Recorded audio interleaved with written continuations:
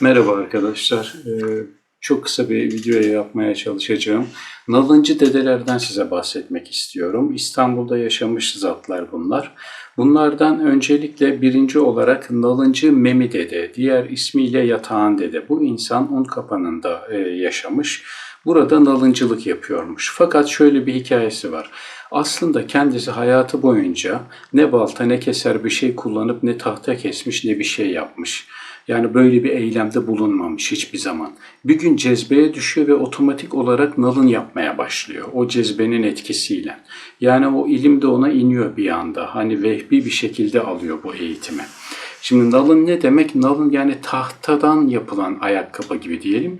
Günümüzdeki karşılığı da tam olarak yani takunyaya denk geliyor. Hamamlarda kullanılan, banyolarda kullanılan takunya. O şekilde bilin. Bu kişi Unkapanı'nda söylediğimiz gibi arkadaşlar Azepler Camii Çarşısı'nda o zamana göre küçük bir dükkanı var ve burada işte bu nalınları yapmaya devam ediyor, işini yapıyor. Vefat dönemi geldiği zaman rüyasında 3. Murad'ı yani 3. Murad'ın rüyasına giriyor. Tam doğrusunu söyleyeyim size. Girdikten sonra diyor ki Murat diyor cenazemi Fatih Camii'nde kıldır diyor. Hazır ol orada diyor. Beni de diyor bulunduğum bu haneye defnet diyor. Üzerine de diyor kubbe ve bir tekke ve bir de çeşme inşa et diyor. Sonra kim dünyada 50 sene su içmedim diye bir laf var. Ne demek istediğini bilmiyorum. Yani onu hikmetini anlayamadım. Cümle çünkü devrik geldi bana. Bu şekilde rivayet geliyor arkadaşlar. Sabah olunca bunların hepsi yapılıyor. Hatta cenazesi akşama kadar defin yerine bile yani ulaşamıyor kalabalıktan dolayı. Bütün İstanbul cenazesine gelmiş. O kadar önemli bir şahıs. Aslında size bahsettiğim bu 2 videodur bahsettiğim, 2-3 videodur bahsettiğim insanları aslında bizler bilmiyoruz. Sizlerin de hemen hemen çoğunuz bilmiyorsunuz. Bunu biliyorum. Yani çünkü bizler genelde duyduğumuz veliler hep büyük zatlar. İşte isimleri malum zatlar hakkında malumatımız var. Bunlar daha farklı. Genelde cezbeye düşmüş olan veli zatlardan bahsetmeye çalışıyorum size. Bu da yani bir yerde bir köşede bulunsun aklınızda diye yapıyorum ben bunu. Aslında bir yandan da kendime öğretmiş oluyorum. Nalıncı Dede işte bir şekilde defnediliyor. Onun hayatı böyle. Artık hayatında birçok kerametler de vardır. Çok kısaca böylece geçiyorum. Çünkü başka bir noktaya geleceğim. Gelmek istediğim konu burada bağlantı. Şimdi bir Nalıncı Dede daha var. O da Nalıncı Salih Dede. Bu zat da aynen böyle yaz kış nalınlarla gezermiş ayağında. O Nalıncı Memi Dede de o da öyle nalınla gezermiş. Bu da nalınla geziyor. Yani kara kış, soğuk sıcak fark etmiyor. Hep o şekilde dolaşmış. Eyüp Sultan'da ikamet ediyor. Oralarda takılıyor. Bunun enteresan tarafı şu. Nalıncı Salih Dede, bu şuradan da tasvirini göstereyim ben size. Güzel bir tasvir yapmışlar Eyüp Sultan Pierre Loti tarafından İstanbul'a doğru. Resmi göstermeye çalışayım. Nalıncı Salih Dede de arkadaşlar elinde fenerle gündüzleri dolaşıyor. Elindeki fenerle gündüzleri dolaşırken de muhtemelen Allah'ı arıyor ki gördüğü kadınlara işte üzerindeki ferace ne renkse mesela morsa hey sen mor diyor, sen Allah mısın diyor. İşte gül rengi olanlara hey gül sen Allah mısın diyor. Yeşil giyene hey yeşil sen Allah mısın diyor. Anladığım kadarıyla o elindeki fenerle Allah'ı arıyor yani meczup bir şekilde. Tabii burada biz Kinik Diyojen'i aklımıza getiriyoruz. O da elinde fenerle, işte Sinoplu Diyojen diyoruz biz bir diğer bir tabirle de. Çünkü Sinop'ta doğmuş, Antalya tarafına falan gidiyor, oralarda yaşıyor. O da öyle çıplak yaşıyor, yani onun hayatında da öyle. Filozofların hayatına bakarsanız orada bulabilirsiniz zaten. O da elinde fenerle adam arıyor. Yani insan olmayı başarmış adam arıyor. Gündüz vakti elinde fenerle. Tabi aralarında bildiğim kadarıyla en az bir 1500-2000 sene falan var zannedersem. Şöyle söyleyeyim. 1600 hemen hemen 2000 sene yakın. Çünkü Kinik Diyojen şeyde yaşıyor bildiğim kadarıyla. İskender döneminde, Büyük İskender döneminde yaşıyor. Hatta Büyük İskender Kinik Diyojen'e uğramak istiyor ve uğruyor da yani. Uğradığı zaman da benden bir dileğin var mıdır diyor. Küçük bir tahta kulübesi var Kinik Diyojen'in, onda kalıyor. Yani hafif kafasını uzatıyor ve şöyle söylüyor. Güneş vuruyor ona da. Diyor ki gölge etme, ihsan istemez. İşte bu söz oradan geliyor. Kinik Diyojen'den. Şimdi arkadaşlar 3. Nalıncı dedeye geçiyorum arkadaşlar. Bu da son, zaten bitireceğim. Nalıncı Hüseyin dede. Şimdi bu Nalıncı Hüseyin dede işin yani hani dananın kuyruğunun koptuğu yer arkadaşlar. Nalıncı Hüseyin dede aslında Memi dedenin zikrini aynen orada devam ettiriyor. Bu da orada cezbeye düşüyor onun tekkesinde. Ama tabii şöyle bir durum var. Evliya Çelebi'nin arkadaşı bu. O yüzden kaynak sağlam. Evliya Çelebi tarafından iletiliyor bu bilgilerde. Evliya Çelebi'nin hatta komşusu bu Nalıncı Hüseyin dede. Ne yapıyor bu Nalıncı Hüseyin dede? Bu da cezbeye düştükten sonra nalın yapmaya başlıyor. Yine Nalıncı Memi dedenin orada onun türbedarı olarak hayatını devam ettiriyor. Bakın, onun türbedarı olarak oradaki türbeye bakıyor ve nalın işi yapmaya da devam ediyor.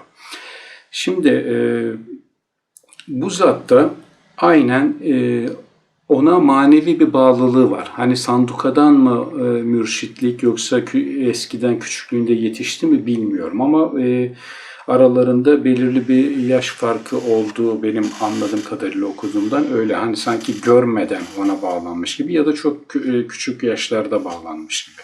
Ama cezbeye düşen zatlardan birisi bu.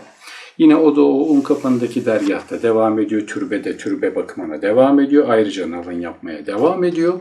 Arkadaşlar şöyle bir durum oluyor. Büyük bir yangın çıkıyor. Bunlar kayıtlarda var arkadaşlar. Şu anlattığım gerçek olaylar hepsi. Bu Nalıncı Memi dedenin dükkanına ve türbesine, tekkesine bakan bu Nalıncı Hüseyin dede, bu çıkan büyük yangında, bayağı yani İstanbul'un büyük yangınlarından birisi oluyor.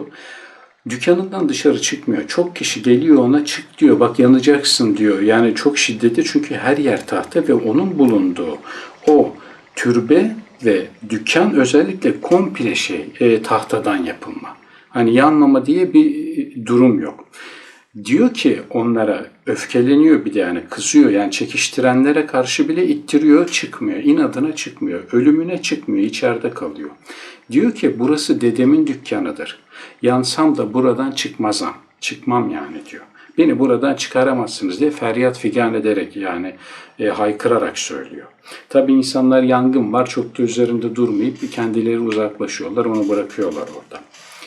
Nalıncı işte yongalarını dışarı atmak için, yonga dediği yani tam ben tabir olarak anladığım kadarıyla parçalar, işte yapılan işlerden kalan o nalınların ufak ufak parçaları herhalde olsa gerek. Yongalarını dışarı atmak için başını dükkandan çıkarır çıkarmaz, bakın yangın esnasında gene işine devam ediyor. Hiç ara vermiyor. Hafif dışarı çıkıyor, kapıdan dışarı çıkıyor o parçaları atmak için. O sırada sakalı ve saçı yanıyor kısmen. Yanma meydana geliyor, sarığı yanıyor falan. Fakat içeri girdiği zaman o yanma duruyor. O tutuşan elbisesi, hatta cübbesi de tutuşmuş, o tutuşma da duruyor. Yani anlatılan rivayete göre arkadaşlar Unkapanı'ndan ta Vefa'ya kadar tüm mahalleyi yakıp kül ediyor bu yangın o dönemde. Nalıncı Hüseyin'de de sanki böyle hani dışarıda yangın hiç yokmuşçasına nalın yapmaya devam ediyor. Biraz önce de dediğimiz gibi. Meraklı bakışların hedefi olunca burası dedemin postunun döşendiği dükkandır diye tekrar ediyor. Aynen böyle devam ediyor ve ardından da tebessüm etmeye başlıyor. Yangın dindikten sonra dükkanların da değeri düşüyor tabii ki. Yanmış, bitmiş yani artık yeni yapacak adam masraf edecek oraya. Doğal olarak da değeri meğeri kalmıyor neredeyse. Sıfıra doğru düşüyor. Burada enteresan olan noktaya geldik arkadaşlar. Küpe namıyla bilinen Yahudi bir aktar. bir iş adamı, aktarcılık yapıyor.